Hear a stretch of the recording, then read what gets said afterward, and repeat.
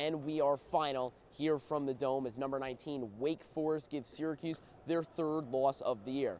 Garrett Schrader, Sean Tucker played great, each with over 150 yards rushing. And Tucker, 3 touchdowns in the game, including the game-tying touchdown to send it to overtime with 21 seconds remaining. But in the end, it was A.T. Perry of Wake Forest to give them the 40-37 win in overtime, and they remain undefeated. Syracuse, they're going to be welcoming Clemson next Friday at 7 o'clock. Syracuse football still sits at 5 wins after a really tough loss to Louisville last week. Well, now the road for SU only gets tougher from here as they look for their 6th win and bowl eligibility. They're going to go on the road this week to face NC State on Saturday, and then if they don't get the job done there, well, they'll be back at home in the Dome, but they'll face another ranked opponent in Pitt.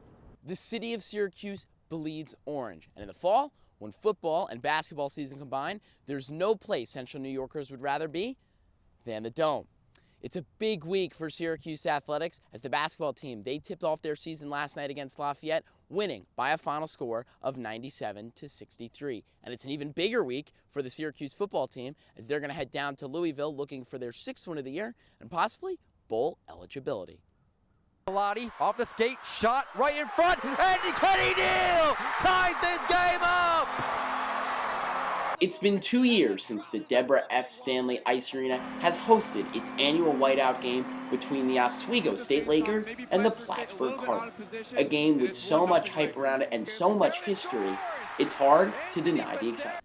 You know, it's a date that we all have marked on our calendar. I think when me and Trav first came in freshman year, we sort of knew how big the rivalry was, but then once you play in a couple of those games, it just kind of builds and builds and builds.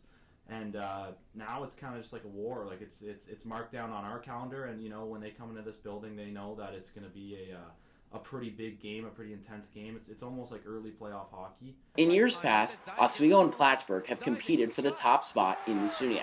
But as the years have gone on, teams like Geneseo, Cortland, and Brockport have started to compete for a SUNYAC championship, making this game all the more important for the SUNYAC stand. It's big, you know, you want that home ice advantage later on in the year, and obviously the SUNYAC is known for one of the hardest conferences, so just being able to get home ice advantage is a huge advantage. So just got to come out there with the right mindset and play our game, and that's what we got to do, and we know that what we're capable of, and let's just hope we get it done. These two teams matched up earlier this year in Plattsburgh and tied by a final score of 2-2. An unsatisfying ending for both teams, who are not only looking for 3 points in the SUNYAC standings, but bragging rights for the rest of the year. I mean, you just go out there with that little extra chip, that little extra anger. You want to go out there and throw the body around and make big hits and make some big plays and get the puck in the back of the net and just obviously beat them. So it's a thrill. It's fun out there, get a little chirps in. After not playing last season and with the amount of new skaters on the roster, this will be many of these players' first whiteout. And in fact, the only player left on the roster to have scored in a whiteout game is Josh LeBlanc. It was fantastic, and like I said, it's something I'll never forget in my entire hockey career. And I really hope that any college player, any hockey player in general, gets to have that experience. The excitement is certainly building. After an absence of whiteout for 2.5 years, it's finally back.